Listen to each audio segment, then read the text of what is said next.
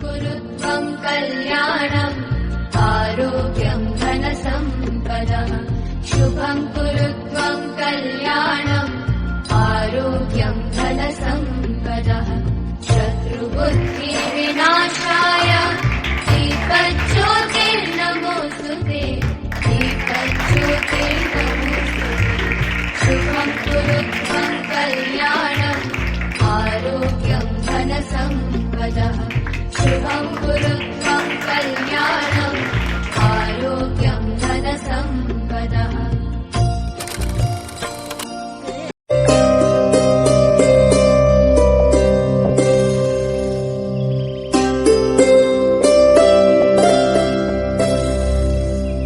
આજના આ કાર્યક્રમમાં આપણા આમંત્રણને માન આપી અને તાક સાહેબે કહ્યું એમ કે એકદમ બીજી શિડ્યુલમાંથી આપણને જે અહીંયા સમય ફાળવ્યો છે એવા ભાસ્કરભાઈ જોશી મિત્રો, તમે આટલા બાળકો છે, કદાચ ઘરે જઈને ભાસ્કરભાઈનું નામ લેશો એટલે તમારા પરિવારના તમારા પપ્પા કે દાદા એવું નહીં બને કે ભાસ્કરભાઈને નહીં ઓળખતા હો. શિક્ષિત પરિવારમાં જન્મેલા ભાસ્કરભાઈના પિતાશ્રી પણ વ્યવસાયે શિક્ષક હતા.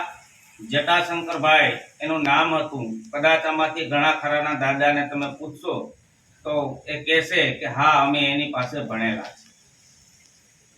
ભાસ્કરભાઈ એક એવું નામ છે મિત્રો કે આમ જોઈએ તો વ્યવસાયે તે પોતે વકીલ છે અને વિસાવદરમાં એક નામાંકિત વકીલની પોતે એક ઇમેજ ધરાવે છે.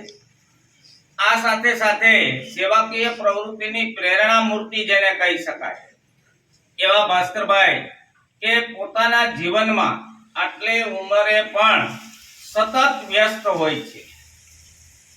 પોતે પોતાની કારકિર્દીની શરૂઆત એક શિક્ષકથી કરેલી. માળિયા તાલુકાના જંગલ એટલે કે મારી બાજુનું જે ગામ છે ત્યાં પોતે પહેલા શિક્ષક હતા. ત્યાર પછી એણે વકીલાતનો વ્યવસાય પસંદ કરેલ. પોતાના જીવનમાં તેણે સતત બીજા લોકોને મદદરૂપ થવા માટે વિસાવદરની ઘણી એવી સંસ્થાઓ છે. એમાંની એક છે લાયન્સ ક્લબ કે જે ઇન્ટરનેશનલ શાખા છે અને વિસાવદરના ફાઉન્ડર મેમ્બર જેને કહી શકાય. અને આજે અમે લાયન્સ ક્લબમાં જેટલા પણ મેમ્બર છે અમારા માર્ગદર્શક ભાસ્કરભાઈ જોશી છે. આ સિવાય મિત્રો બ્રહ્મ સમાજના પણ પોતે પ્રમુખ છે. હવેલીમાં પણ પોતે ડિરેક્ટર છે. આવી અનેક સંસ્થાઓ છે કે જેમાં ભાસ્કરભાઈ વિશે કદાચ હું બોલવા જાઉં તો કલાક પણ ઓછી થાય.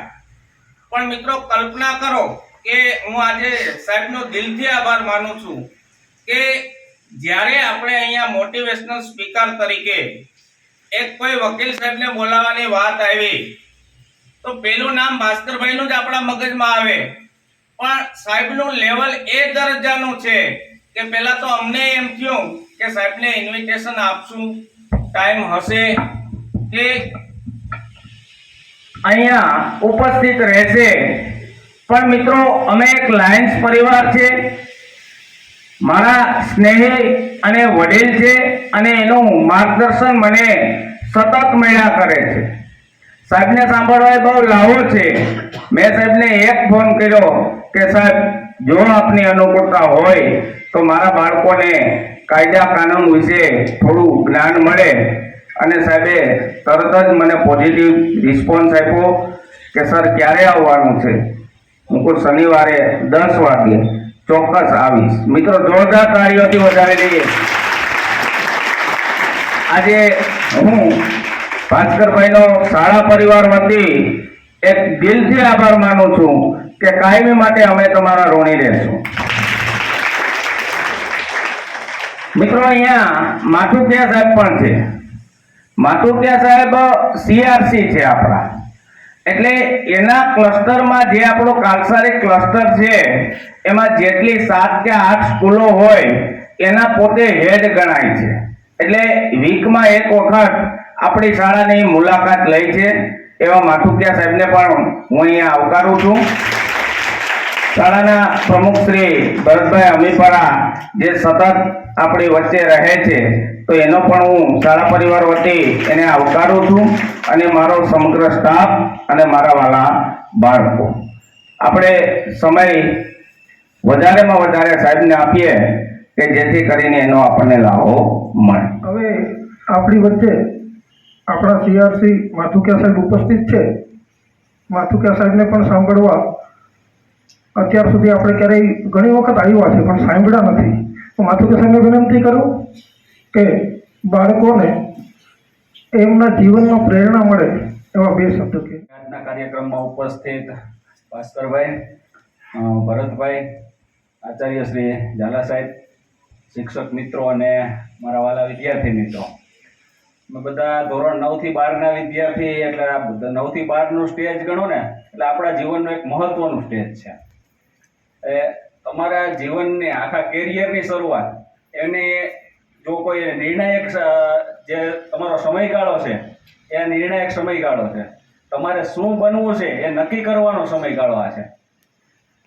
તમે તમારું માનો કે આપણે 10મા ધોરણથી આપણો પ્રવાહ નક્કી કરીએ કે આર્ટ્સ કે કોમર્સમાં જઈને આગળ શું બનવું છે એ આપણે નક્કી કરીએ. સફળતા મેળવવા માટે કોઈ શોર્ટકટ હોતો નથી. એની માટે આપણે સખત મહેનત કરવી પડે છે. આમ તો જોઈએ ને તો હું છે ને બોલવાનું મારું ઓછું હોય છે, એટલે થોડુંક બોલવામાં પેલું થશે, એટલે એ બદલ હું થોડીક અગાઉથી ને તમારે માફી માગી લઉં. સામાન્ય રીતે તમારે આગળ વધવા, ટૂંકમાં તમારું કેરિયર બનાવવા માટે મહત્વની 3 વાતો છે. પહેલી વાત તો કે તમારું લક્ષ્ય નક્કી કરો. તમારે શું બનવું છે એ તમે અત્યારથી જ નક્કી કરશો તો તમે એ લક્ષ્યની દિશામાં આગળ વધવામાં સફળ રહેશો. બીજી વાત, સખત મહેનત કરવી. કોઈ પણ વસ્તુ આપણને મહેનત કર્યા વિના મળતી નથી. એટલે તમારું લક્ષ્ય નક્કી કર્યું હોય એની દિશામાં આપણે સખત મહેનત કરવી જરૂરી છે. ઘણી વખત તમે પ્રાઇમરીમાંથી 9મામાં અહીંયા ઘણા જે 9માવાળા વિદ્યાર્થી આવ્યા તો એને અહીંયા આવ્યા પછી અઘરું લાગતું હશે કે ભાઈ આ સિલેબસ પૂરો થતો નથી, આટલી બધી મહેનત કરીએ છતાં પરીક્ષામાં માર્ક્સ આવતા નથી. તો આ આપણે મહેનત વિના કોઈ દિવસ આને આપણે સક્સેસ આમાં થઈ શકશું નહીં. એટલે સખત મહેનત કરી અને સક્સેસની દિશામાં આગળ વધવાનું છે. બીજી વાત, મહેનત કરવાની સખત. અને ત્રીજી વાત કે નિષ્ફળતાથી ક્યારેય ડરવું નહીં. માણસ છે સખત મહેનત કરે, પોતાનું કામ જે કરે છે એમાં એને ક્યારેક નિષ્ફળતા પણ મળે છે, પણ નિષ્ફળતાથી ડરી જઈ અને નાસીપાસ થવાની જરૂર નથી. એક વખત નિષ્ફળતા મળશે, ફરી પ્રયત્ન કરશું તો કદાચ ત્યારે સારી રીતના સફળ થઈ શકશું. એના આપણે જોઈએ દ્રષ્ટાંત જોઈએ તો કે સચિન તેંડુલકર છે, 10મામાં ફેલ થયેલા હતા. આપણા રાષ્ટ્રપતિ, આના પહેલા જે રાષ્ટ્રપતિ હતા અબ્દુલ કલામ આઝાદ, બરોબર, એ પણ એની જીવનમાં ઘણી વખત નિષ્ફળ થયા છતાં પણ એ સતત મહેનત કરી અને ટૂંકમાં સારામાં સારું પદ, આપણા રાષ્ટ્રપતિનું પદ ટૂંકમાં ઊંચામાં ઊંચું એને મેળવવું અને સારી એવી દેશની માટે પણ એને બહુ સારું એવું કામ કર્યું. એમ ઘણી બધી શોધો કરી. એટલે જો એ નિષ્ફળતા મળી અને ત્યાંથી જ નાસીપાસ થઈ ગયા હોત તો આપણને આવા સારા વૈજ્ઞાનિક મળત નહીં, આવા રાષ્ટ્રપતિ મળત નહીં. એટલે આવા ઘણા વ્યક્તિઓ છે, આલ્બર્ટ આઇન્સ્ટાઈન, આ બધા પોતાની જિંદગીમાં નિષ્ફળતા મેળવી ત્યાર પછી તેઓ પાછા નથી પડ્યા, નાસીપાસ નથી થયા, પણ ત્યાંથી એને વધારે મહેનત શરૂ કરી અને જીવનમાં આગળ વધ્યા. તો આવી રીતના આપણે બધા પણ સખત મહેનત કરી અને આપણું જીવન, ટૂંકમાં આપણા જીવનની દિશા નક્કી કરી અને સારામાં સારી સફળતા મેળવીએ. આ માટે આગળની તમારું બધાનું કેરિયર સારું એવું કેરિયર બને એ માટે તમને બધાને ખાસ શુભેચ્છાઓ. બસ, અસ્તુ, જય હિન્દ. સૌ પ્રથમ તો જે શાળા આપણા તાલુકામાં એક સારી શાળા તરીકે ખૂબ સારી નામના ધરાવે છે એવી કાલસારી હાઈસ્કૂલના પ્રમુખ શ્રી ભરતભાઈ, શાળાના આચાર્ય શ્રી ઝાલા સાહેબ, માથુકિયા સાહેબ અને ઉપસ્થિત સર્વે શિક્ષકગણ અને આપ સૌ વિદ્યાર્થી ભાઈઓ અને બહેનો, સૌ પ્રથમ તો આપ સૌનો ખૂબ ખૂબ આભાર માનું છું કે મને લાગણીપૂર્વક આવકાર્યો છે. મારે માટે કદાચ થોડા વધારે કહી શકાય એ રીતે સારો પરિચય આપ્યો છે, પણ મારા પરિચયમાં થોડો વધારો કરવાની પણ મારી ઈચ્છા છે. મારો પરિચય એક વકીલ તરીકે કે મારી અન્ય પ્રવૃત્તિઓ વિશે આપવામાં આવ્યો એના માટે તો ખૂબ ખૂબ આભારી છું ઝાલા સાહેબનો અને સૌનો. પણ એક વિશેષ પરિચય મારો એ પણ છે કે મારું બચપણ કાલસારી ગામમાં વીત્યું છે. કાલસારી ગામ એ મારા બચપણનું યાદગાર સંભાળણું છે. કાલસારી ગામના રામજી મંદિર પાસે અમે રહેતા અને મારા જીવનના જેને એમ કહી શકીએ કે સોનેરી દિવસો, બચપણી સોનેરી દિવસો છે. તમે અત્યારની જે ઉંમરે પહોંચ્યા છો એ ઉંમર એ સોનેરી દિવસોનો એક ભાગ છે અને એ મેં કાલસારીમાં વિતાવ્યું છે. કાલસારી માટે હું ખૂબ ખૂબ આભારી છું. એટલે વિશેષ એ કહેવા માગું છું કે હું કોઈ અલગ કે વિશિષ્ટ વ્યક્તિ નથી, માત્ર ને માત્ર તમારી સાથે જોડાયેલો અને કાલસારી ગામનો છું. આપણે જે વિષય ઉપર ચર્ચા કરીએ એ વિષય ઉપર આગળ વધતા પહેલા હું ઝાલા સાહેબનો પણ ખૂબ ખૂબ આભાર માનું છું અને માતુકિયા સાહેબે જે સોનેરી વાતો કરી, જે સોનેરી સૂત્રો આપ્યા એ મને ખૂબ પ્રેમ ગયા. જીવનમાં નિષ્ફળતા એ જીવનનો એક ભાગ છે.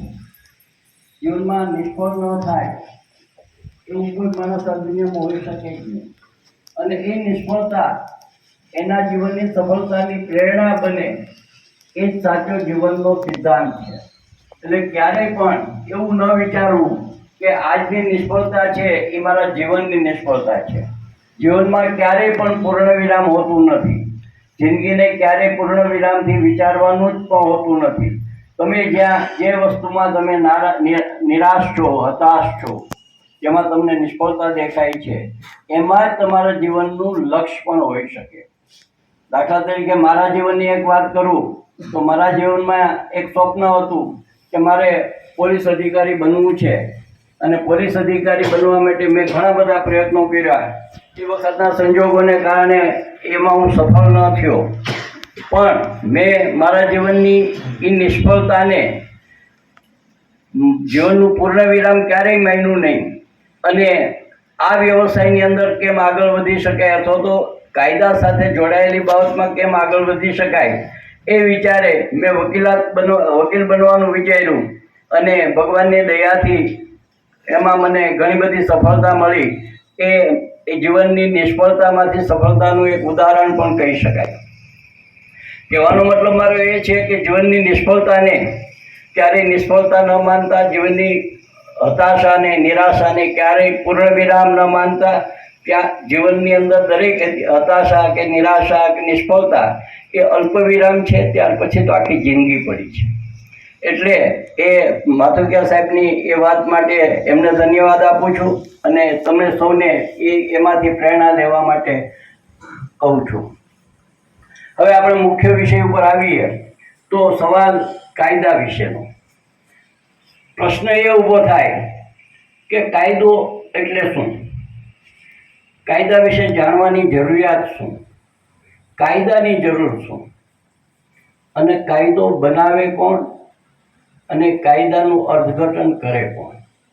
આ બધા એવા મહત્વના સવાલો છે કે જે સવાલો આપણી સાથે દિવસમાં જીવનભરની અંદર ડે ટુ ડે સંકળાયેલા સવાલો છે. સૌ પહેલાં આપણે કાયદાની જરૂરિયાત વિશે વિચારીએ તો માનવ જીવનનું અસ્તિત્વ થયું. માણસ નામની જાત દુનિયા ઉપર, પૃથ્વી ઉપર અવતરિત થઈ ત્યારથી ફાઇટ ઓફ એક્ઝિસ્ટન્સ, અસ્તિત્વની લડાઈ શરૂ થઈ. દરેક વ્યક્તિને પોતાને જીવવા માટે પોતાને અન્યની સાથે કોઈને કોઈ પ્રકારના અસ્તિત્વની લડાઈ લડવી પડે અને એ અસ્તિત્વની લડાઈમાંથી જ જિંદગીના પ્રશ્નોની શરૂઆત થાય. માનવ જીવનની અંદર જ્યારે અસ્તિત્વની લડાઈની શરૂઆત થઈ ત્યારથી જ નિયમો બનાવવાની પદ્ધતિ બનાવવાનું વિચારવામાં આવ્યું. એ જમાનાની અંદર લોકો પોતાનું રક્ષણ જાતે જ કરવાનું હતું અને જાતે રક્ષણ કરવા માટે લોકો પોતે પોતાની રીતે જ ફાઇટ કરી લેતા હતા, લડી લેતા હતા. પરિણામ એ આવ્યું કે મારે એની તલવાર, જે માણસની તાકાત હોય એ માણસ છે એ સફળ થાય, એટલે ન્યાય નામની કોઈ ચીજનું અસ્તિત્વ રહ્યું નહીં. આવા સંજોગોની અંદર એક પ્રકારના જૂથ ઊભા થયા અને એ જૂથ હતા એ અંદરો અંદર એની ફાઇટ માટે અસ્તિત્વની લડાઈ લડતા હતા. એ જૂથની રચનામાંથી ભવિષ્યની અંદર એ જૂથનો જે નેતા, એ જૂથનો જે આગેવાન છે એ રાજા તરીકે ઓળખાણો અને એ રાજાએ પોતાની રાજ્ય વ્યવસ્થા ગોઠવી અને એ રાજ્ય વ્યવસ્થા વ્યવસ્થિત ચાલે ત્યારે એટલે એને એના નિયમો બનાવ્યા. આ નિયમોનું નામ કાયદો. ભવિષ્યની અંદર જેમ જેમ રાજાશાહી ડેવલપ થતી ગઈ, એમાં સુધારા આવતા ગયા, એમ કાયદાની અંદર જરૂરિયાતમાં સુધારા વધારા કરવાની જરૂર પડતી ગઈ. એમ ધીમે ધીમે કાયદામાં ફેરફાર થયા, કાયદાની રચનામાં ફેરફાર થયા અને એ રીતે કાયદાનો જન્મ આ દુનિયામાં થયો. હવે કાયદાનું જે અસ્તિત્વ છે એને માટે આપણે વિચારીએ કે ભાઈ કાયદો તો બરાબર છે, કાયદાની જરૂર શું છે? સૌથી પહેલાં મેં કીધું એ પ્રમાણે કે જો લડાઈ માત્ર બળના જોરે જ નક્કી થાય તો પરિસ્થિતિ એવી ઊભી થાય કે બળના જોરે કોઈ પણ વ્યક્તિ છે એ પોતાનું ધાર્યું કરાવી, તો એ વાત વ્યાજબી નથી, કારણ કે એમાં ન્યાય સભળતા રહેતી નથી. તો એને માટે શું કરવું જોઈએ? તો કે એને માટે દરેકને સમાન રીતે ન્યાય મળે, દરેકને જીવવાની સમાન તક મળે, એને માટે કાયદાની જરૂરિયાત રહી. દાખલા તરીકે આપણે આપણા ઘરમાં છીએ અને આપણા ઘરની અંદર આપણે આપણી રીતે જીવન જીવીએ છીએ. એ દરમિયાન કોઈ બળવાળો માણસ પોતાના બાહુબળથી આપણે જીવનમાં ડિસ્ટર્બ કરે, આપણને અસ્તિત્વ ઉપર જોખમ કરે અથવા તો આપણે આપણી માલ મિલકતને નુકસાન કરે, તો એને માટેની વ્યવસ્થા શું? એ માણસ છે એને સામે આપણી સામે રક્ષણ શું? તો ભાઈ એનું રક્ષણ આપણને કાયદો આપે છે અને કાયદાથી એ માણસને એવું કૃત્ય કરતા અટકાવવામાં આવે છે. આ કાયદાની જે જોગવાઈ છે એનું પાલન કરવા માટે પોલીસની વ્યવસ્થા છે. એને ગુનો કર્યો છે અથવા તો નિયમની વિરુદ્ધ વેઠતો છે એને માટેની જે વ્યવસ્થા છે એ વ્યવસ્થા એ કોર્ટ દ્વારા નક્કી કરવામાં આવે છે. એની ભૂલ માટે, એના ગુના માટે, એની કસૂર માટે એની સામે કાયદેસરની કાર્યવાહી કરવામાં આવે છે. એની વ્યવસ્થા આપણે કોર્ટ દ્વારા કરીએ છીએ. હવે સવાલ એ પણ ઊભો થાય કે આ જે કાયદો છે એ બનાવે કોણ? કાયદો બનાવવાની સત્તા કોને? કાયદો કેવી રીતે અસ્તિત્વમાં આવે? તો આપણા મતથી આપણે જેને પસંદ કરીએ છીએ એવા આપણા વિધાનસભાના સભ્યો, ધારાસભ્યો અને આપણા સંસદના સભ્યો, એટલે કે આપણી જે દેશની જે વ્યવસ્થા છે એ સંસદના સભ્યો દ્વારા કાયદો બનાવવામાં આવે છે. ગુજરાત રાજ્યની વાત કરીએ તો ગુજરાત રાજ્યની વિધાનસભા ગુજરાત રાજ્ય માટે કાયદો બનાવે. સંસદની વાત કરીએ તો આખા દેશ માટે સંસદ કાયદો બનાવે. હવે સવાલ એ ઊભો થાય કે કાયદો ગુજરાતની વિધાનસભાએ બનાવે અને સંસદે બનાવે, તો એ કાયદો બેમાંથી કયા કાયદાની અમલવારી થાય? તો કે એને માટે નક્કી કરેલા ધોરણો છે કે ભાઈ અમુક પ્રકારની બાબતો, દાખલા તરીકે જમીનને લગતી બાબતો, કાયદો અને વ્યવસ્થાને લગતી બાબતો, એના અમુક અધિકારો છે એ વિધાનસભાને આપવામાં આવ્યા છે, અમુક અધિકારો છે એ સંસદને આપવામાં આવ્યા છે.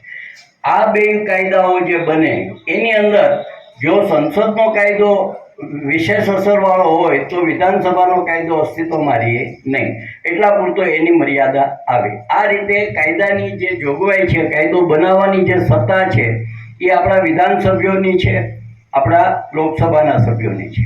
તો હવે એ વાત આપણે બીજી રીતે વિચારીએ તો એ સત્તા આપણે કોને એને આપી? કોણે?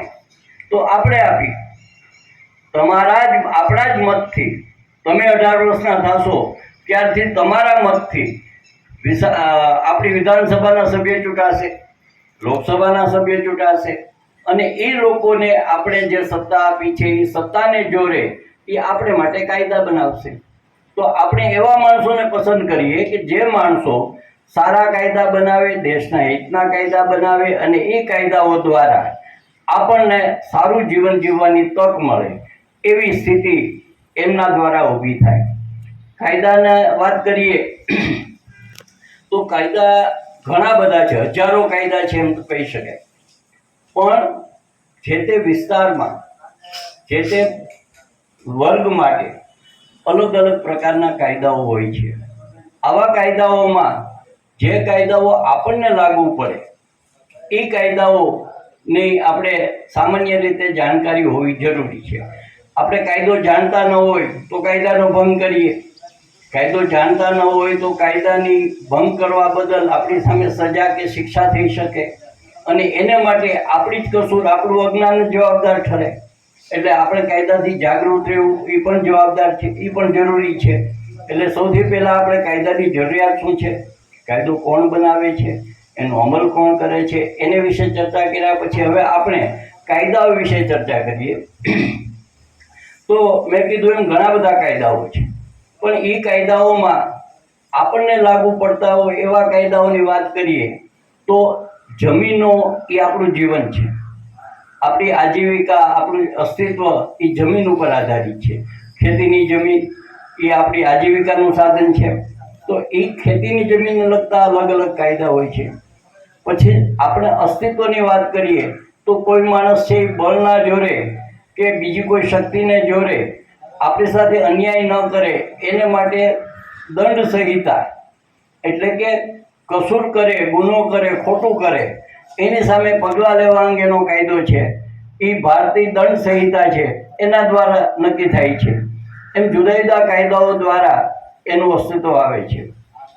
દાખલા તરીકે આપણે વિસાવદર કાલસારી ગામ હાઈસ્કૂલની વાત કરીએ તો કાલસારી હાઈસ્કૂલના સંચાલન માટે એક વ્યવસ્થા છે કે ભાઈ તમારે દરેક વિદ્યાર્થી આ રીતે રહેવાનું છે, શિક્ષકોએ આ રીતે રહેવાનું છે, ઝાલા સાહેબે આચાર્ય તરીકે એમનું સન્માન કરવા, એની જાળવણી કરવાની છે. આ બધા જેમ નિયમો છે એમ આપણા જીવન જીવવા માટે પણ નિયમો છે અને એ નિયમો એ આપણા કાયદા છે. સૌથી પહેલાં આપણે એક કાયદા વિશે ચર્ચા કરીએ. એ કાયદો છે પોક્સોને લગતો. પોક્સો એવો કાયદો છે કે જે કાયદો સગીર વયના બાળકો, તમારી ઉંમરના બાળકો ના સામે કાંઈ પણ પ્રકારે ખોટું થાય તો તમે ન્યાય મેળવવા માટે હકદાર છો અને એને માટે તમારી સાથે ખોટું કરનારની સામે ગંભીર પ્રકારની કાનૂની જોગવાઈઓ છે, જેમાં જન્મટીપ સુધીની સજાની પણ જોગવાઈ છે. દાખલા તરીકે તમારી સાથે કોઈ ગેરવ્યાજબી વર્તન કરે, તમારી સાથે અયોગ્ય રીતે વર્તે તો એને આ કાયદો લાગુ પડે. આ કાયદો દીકરીઓ માટે જ લાગુ પડે છે એવું પણ નથી. દીકરાઓ માટે એટલે કે બાળકોમાં પુરુષ અને સ્ત્રી બંને વર્ગના બાળકો માટે આ કાયદો સમાન રીતે લાગુ પડે છે. અને એ ખાસ કરીને સગીર બાળકો કે જેની ઉંમર 18 વર્ષ કરતાં ઓછી છે એના કિસ્સામાં આ કાયદો લાગુ પડે છે.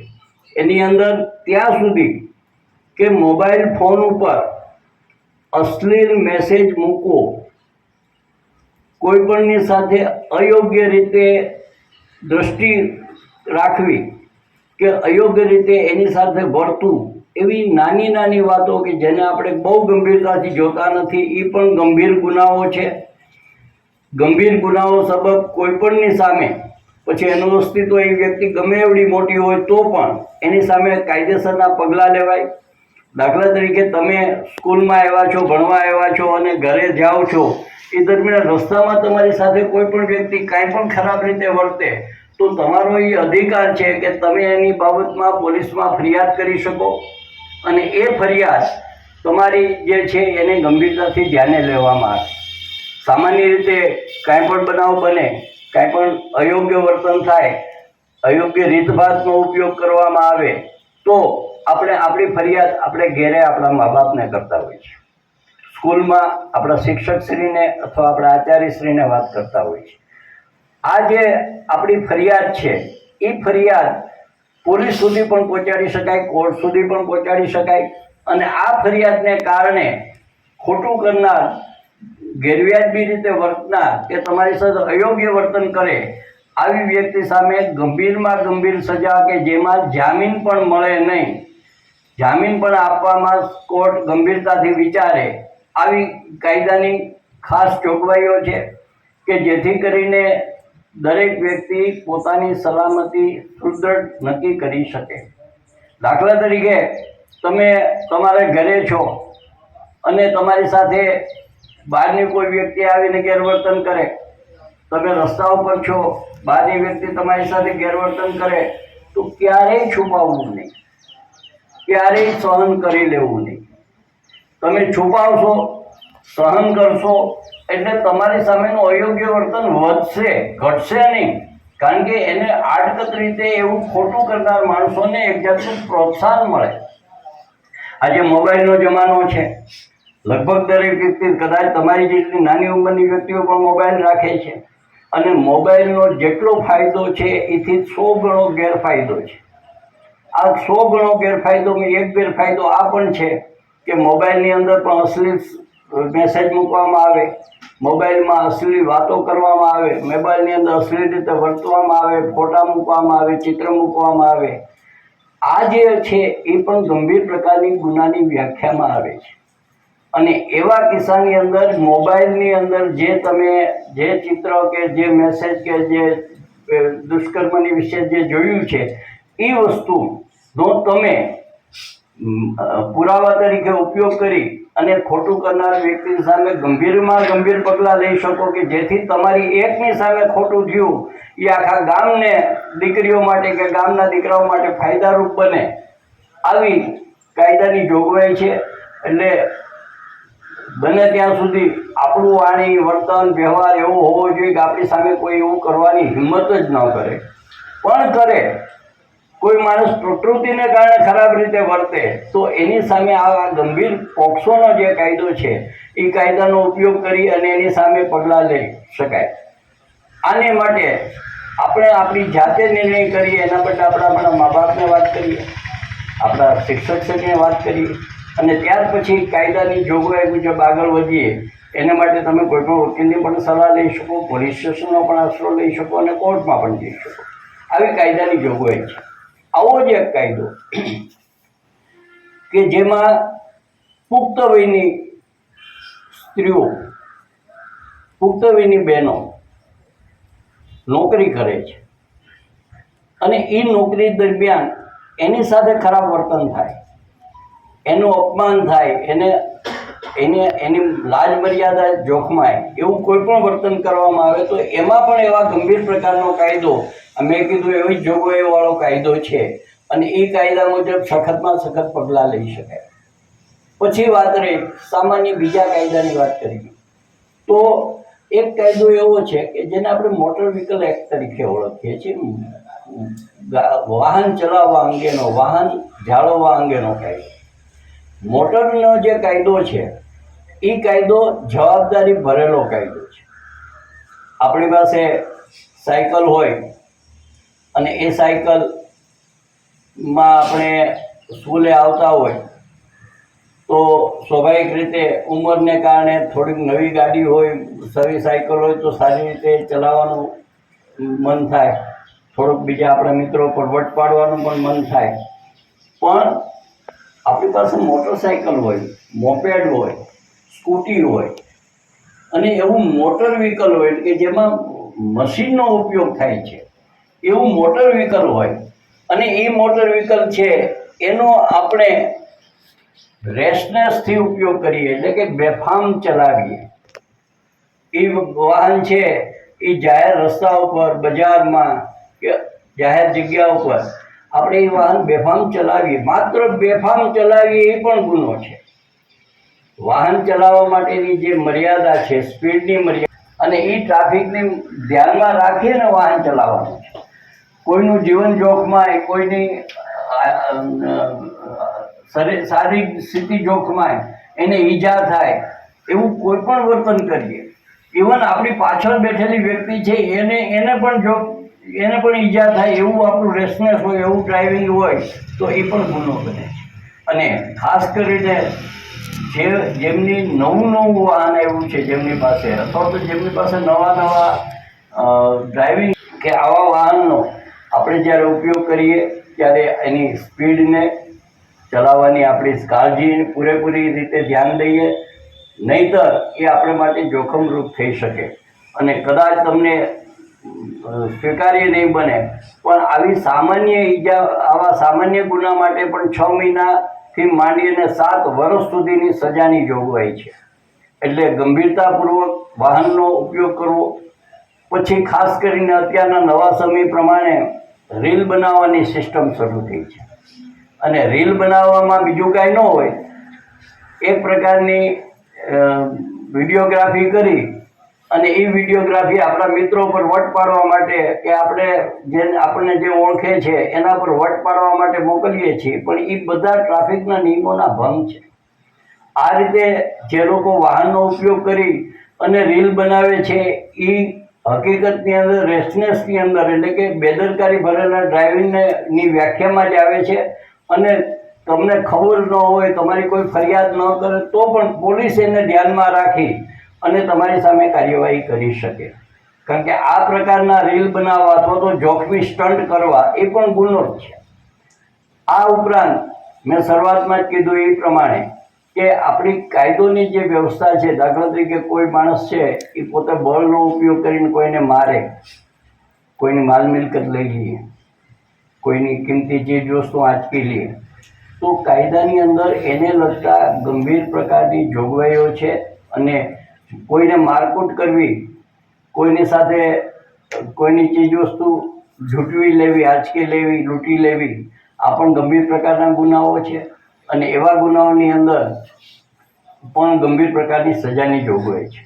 સૌપ્રથમ મેં શરૂઆતમાં જ કીધું એ પ્રમાણે કે માનવ જીવન વ્યવસ્થિત ચાલે એટલા માટે નિયમો બનાવવામાં આવ્યા છે. અને આ નિયમોનું વ્યવસ્થિત પાલન થાય તો જ નિયમોનો અર્થ છે.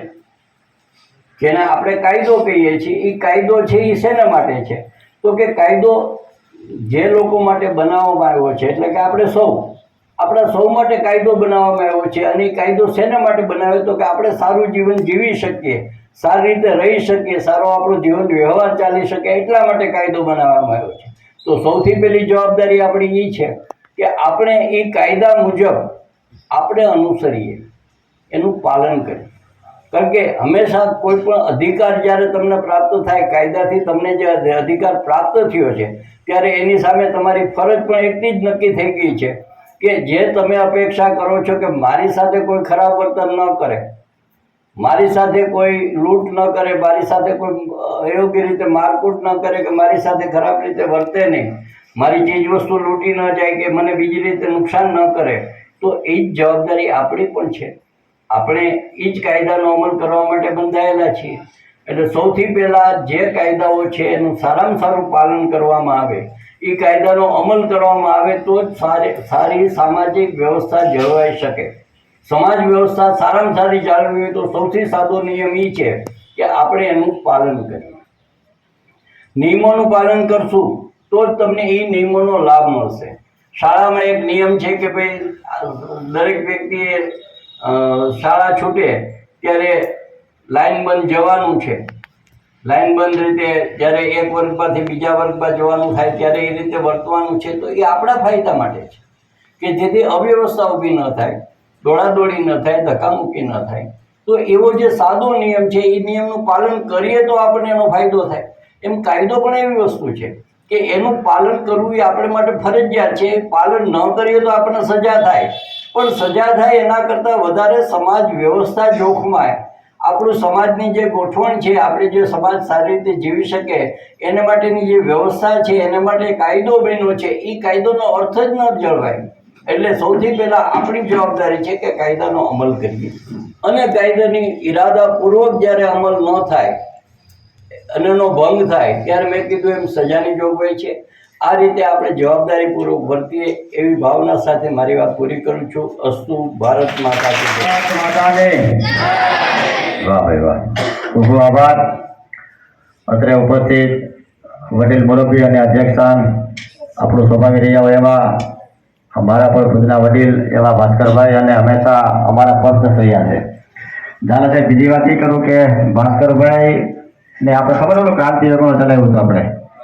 એ ક્રાંતિ યોગનમાં ટોટલી અમને સલાહ સૂચન આપવાવાળા ભાસ્કરભાઈ. એટલે અમારું નાનપણનું જે પહેલું સંગઠન બનાવ્યું હતું મેં, એના વકીલ તરીકે સાહેબે અમને બહુ સારી સલાહ સૂચન આપી હતી. એ માટે પણ સાહેબને યાદ કરું અને ખૂબ ખૂબ આભાર. મિત્રો, મોટિવેશન કાર્યક્રમ હોય અને તમને જો બનવા આવે એવું તો બને નહીં. મારા ધ્યાનમાં પણ 2 કિસ્સા આવ્યા.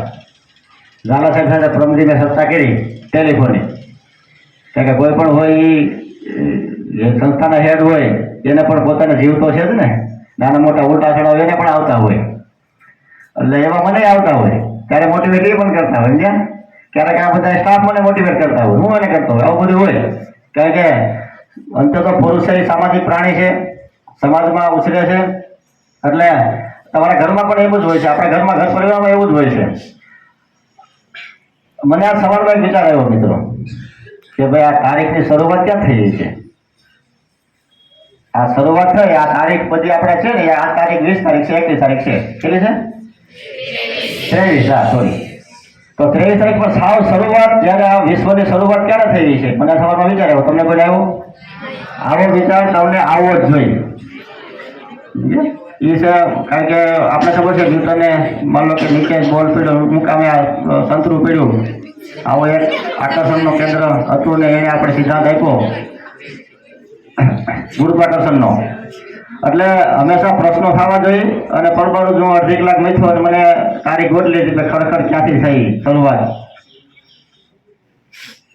યુરોપમાં ગ્રેગોરી 13માએ 1582માં એક રજૂ કર્યું કેલેન્ડર, અને એ ઇંગ્લેન્ડે ના સ્વીકાર્યું. એટલે યુરોપમાં જ ઇંગ્લેન્ડ આવતું હતું પણ એને ન સ્વીકાર્યું, કારણ કે ખ્રિશ્ચન ધર્મનો પાયો જ્યાંથી શરૂઆત હતી. એટલે 2 સપ્ટેમ્બર 1752માં ગ્રીક કેલેન્ડર રજૂ કર્યું. એટલે અંતે સમાધાન થઈ અને 14 સપ્ટેમ્બર 1752માં પહેલું કેલેન્ડર આપણે બહાર પડ્યું. ત્યાંથી આપણે શરૂઆત કરી. એટલે આ વાત મેં એટલે કરી કે ભાઈ ખરેખર તમને પ્રશ્ન ઉદ્ભવવા જોઈએ. જો પ્રશ્ન ઉદ્ભવશે તો જ તમારા શિક્ષકો, તમારા ગુરુજનો તમને ધ્યાન દોરશે અને તમે એમાં આગળ વધી શકશો જીવનમાં. હજી એક વાત કરું કે તમારું મન કેટલું કામ કરે છે. મન ઉપર તમને વળી જાવ તો તમારું મન છે તમારું સર્વસ્વ છે. એક કેદી હતો, એ કેદીને સજા થઈ. જજ સાહેબે એવી સુનાવણી કરી કે આ કેદીને આપણે સાપના ઝેરથી આપણે સજા એને મારી નાખવાનો છે. ઘણાને ફાંસીની હોય, ઘણા કારાવાસ હોય. એમાં એક કેદીને સાપની કાળોતરો હવડાવીને ઝેરી સાપ હોય ને મૃત્યુ આપવાનું આવું નક્કી કરવામાં આવ્યું. એટલે એમાં બધા સાયન્ટિસ્ટો ભેગા થયા કે રેડી, અને કમ્પ્લેટ ગોઠવ્યું, કેદીને જેલમાંથી બહાર કાઢ્યો અને એ એરું બતાવવામાં આવ્યો કે આ જો આ તમને આ કવડવાનો છે આપણી રેડી. પછી એને આંખે પાટા બાંધી દીધા. પછી એ રીતસરના 2 એને હોયું મારી, હોયું એરું ખરેખર કવડાયો નહીં, પણ એરુંનું જેમ કવડે ને એવા એના ચીહો ટૂંકમાં એના પગે કૂચાડી દીધા. અને ખરેખર એ માણસ ડેથ થઈ ગયો, મરી ગયા. પછી એનું પીએમ કરવામાં આવ્યું ને ત્યારે એમાં ઝેર નીકળ્યું એના શરીરમાં. યાદ કરજો, હું કહું છું કે એના ખરેખર આપણે શેરી સાપ નતો આપણે એને કવડાવ્યો, છતાં એના શરીરમાંથી ઝેર ક્યાંથી આવ્યું? એના પોતાના મનથી ઉત્પન્ન થયું. એટલે આપણે જેવું વિચારીએ છીએ એવું જ આપણું શરીર બનાવે છે. અને આપણે પોતે માનસિક અપસેટ રહીએ તો તમારું મન માનસિક, તમારે ખુદ માનસિક અપસેટ જ રહેવો. તમે હંમેશા માનો કે નવું સર્જન કરવાનું વિચારો તો નવું સર્જન થાય તમારે કીધે. હજી એક વાત કરું તો એક થાંભલો હતો અને એ થાંભલામાં આખા થાંભલામાં ઓઇલ ભૂમી દીધું, ઓઇલ, અને 10-15 ડેટકા ભેગા કર્યા. ખબર જવું કહું એ બહુ મોટી વાત છે.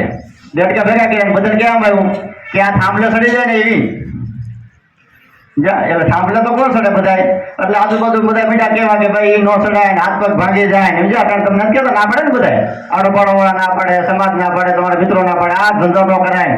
આમાં કઈ થોડા વિનર હોય, વિનર થવાની જરૂર શું છે ને આપણે વિનર જ છીએ સમજ્યા. બા આખી જાય પપ્પા આખી જાય આવું ચાલુ કર્યું, અંદર જેટકાવે એના બધા ઘર પડ્યા કરે બધા મિત્રો સકેમમાં. એટલે તો એક બે જણા તો હોય એટલે એ એક બે સડ્યા બધા પડ્યા હાથ પગ ભાંગ્યા ને એવું થયું. એમાં એક તો સડી ગયો છે, એક તો સડી ગયો એટલે બધું સરસ મજાનો કે આવડો આઈટો સેવા છે ના સડી કેમ ગયો. સડી ગયા પછી બધા એને ટીવી વાળા ન્યૂઝ વાળા પૂછ્યું કે ભાઈ તમારી સફળતાનું રાજ શું. ઓલો કઈ બોલે ચાલે એટલે કે ભાઈ તમે કહો ખરા તમારી સફળતાનું રાજ શું. એટલે બીજાને કીધું ડિઝાઇન કારણ કે એ સાહેબ ભેળો છે સમજાય છે. એટલે એને કોઈનું સાંભળ્યું જ નહીં ને એટલે સડી ગયો હતો. જો એ સાંભળતો હોત ને તો ન થાય. એટલે સમાજના રીત રિવાજ મુજબ બધું આપણે સારું છે, પણ તમારા મનનું ધારું કરીને બુદ્ધિ કેમ કરવું આની પહેલાં મેં કીધું હતું ક્યાં બુદ્ધિ કેમ સડાય છે સડાય જ જવા છે. એટલે બને તમારે ટોણા સાંભળવા નહીં અને આપણે વળગી જવું. આપણે વકીલ થવું છે વકીલમાં વળગી જાઓ, આપણે શિક્ષક થવું શિક્ષકમાં વળગી જાઓ, ખેતી કરવી છે દેશમાં બેઠ ખેતીમાં વળગી જાઓ. એટલે જેમાં વળગી જાઓ ને એ સારામાં સારી બાબત છે. ખૂબ ખૂબ આભાર. આ બધા શાંતિ સાંભળો અને ખાસ કરીને આવો કાર્યક્રમ દાદાસાહેબ કરતા રહે તેવી શુભેચ્છા. અત્રે ઉપસ્થિત આદરણીય એડવોકેટ શ્રી ભાસ્કરભાઈ જોશી એમનો ફરી એકવાર ખૂબ ખૂબ આભાર માનીએ છીએ સમગ્ર શાળા પરિવાર વતી. આપ અહીંયા આવીને અમારા પ્રેરણા સ્ત્રોત બન્યા, અમને પણ ખૂબ મજા આવી, ઘણું જાણવા મળ્યું. સાહેબ ખૂબ ખૂબ આભાર. સાથે સાથે સંસ્થાના પ્રમુખ શ્રી ભરતભાઈનો પણ આભાર. આચાર્યશ્રીએ આ કાર્યક્રમ માટે ભાસ્કરભાઈની વાત પણ એને જ કરી હતી કે બાળકોને આપણે કાયદા વિશે જ્ઞાન દેવું હોય તો ભાસ્કરભાઈ સૌથી સારામાં સારો વિકલ્પ છે અને એને એની સાથે જોડી દીધા આ કાર્યક્રમમાં. આચાર્યશ્રીનો પણ ખૂબ ખૂબ આભાર અને સમગ્ર સ્ટાફ એમણે આ કાર્યક્રમમાં પૂરેપૂરું ધ્યાન આપી અને આ કાર્યક્રમ સફળ બનાવ્યો. મારા સમગ્ર સ્ટાફનો પણ આભાર અને છેલ્લે તમારો બધાનો ખૂબ ખૂબ આભાર.